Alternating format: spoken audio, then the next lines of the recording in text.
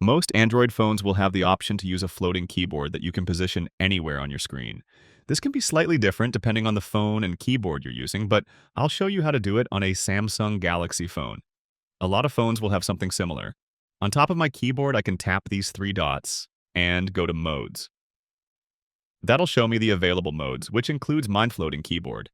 I can now move this keyboard anywhere on my screen and have it overlaid on top of my apps. When you use the floating keyboard for the first time, your phone might ask you to set the transparency, but there's also a way to go back and change it anytime you want. Tap the little gear icon on top of your keyboard, and from the keyboard settings that open, we'll go down to Size and Transparency. Here I can change the transparency slider and also change the size of my floating keyboard. Floating keyboard isn't an Android-wide standard.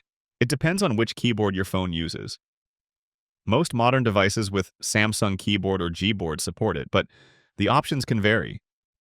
Under those three dots, you can also switch to a one-handed keyboard, which is similar to the floating keyboard, but it'll be on the bottom of your screen, leaning towards one side of your display.